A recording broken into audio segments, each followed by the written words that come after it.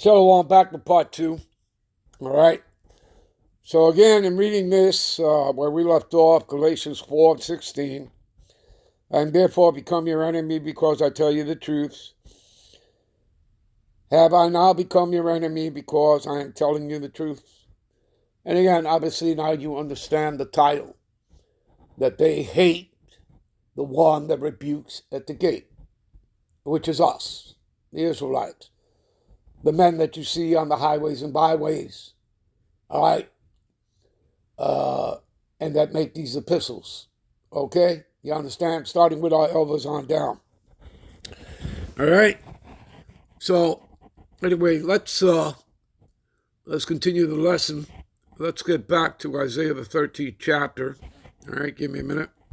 Again, I've already read 3 to you, again, where he has commended his sanctified ones. I told you that's the elect of Israelites. And again, people, that, we've done many lessons on that. And again, it's talking about his elect. The elect were predestined. Do you understand that? Just like, World War III was already predestined, predetermined. Do you understand that World War III Armageddon has to take place in order for the kingdom to come in, Yahweh Shai's kingdom? All right, if you know your scriptures, then you would know that, okay?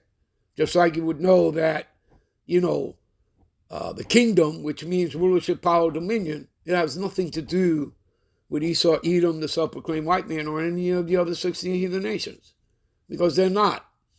Those nations, starting with Esau and the other 16, they're going to be made abased. And it's the Israelites that are going to be exalted. And you people should already know this stuff because it's in your scriptures, okay? And he gives you an example with Lazarus and the rich man, okay? Lazarus is a metaphor for the Israelites. And the rich man, you know who that is, representing Esau, the self-proclaimed white man, all right? Anyway, let's move on here, okay? Like I said, over the weekend, I'll get more into this thing with World War III Armageddon, because you're in the midst of it.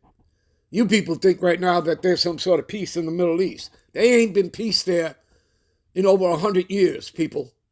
So the killing, the murdering, the genocide is not going to stop there. Okay, a piece of paper is not going to do that. Hell, here in America, your Edomite doubles here, they all shit on the Constitution, okay? So you all need to stop, all right? Let's get on with this, okay? So noise is in the mountains, okay? Like a great people, a tumultuous noise of kingdoms of nations gathered together. The Lord Yahweh, Hebrew Bible, Hebrew text, Hebrew characters read from right to left. It is Yahweh, okay? No, not Jehovah. There's no letter J in the Hebrew alphabet. There's no Jesus. Jesus means earth pig. Go look it up, all right, in the Latin.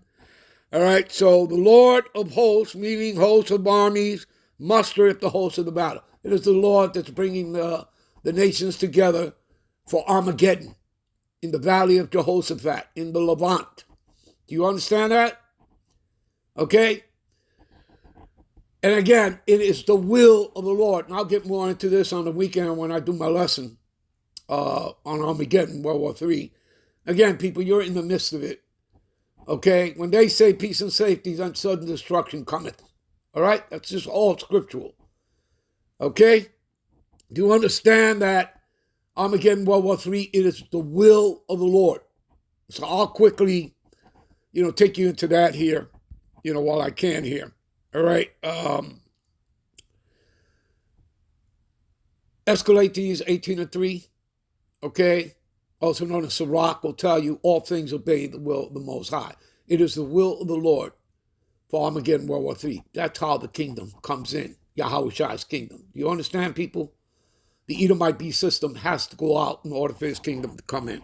You know what? We'll end this here. We'll be right back with parts 3 and 4. Shalom.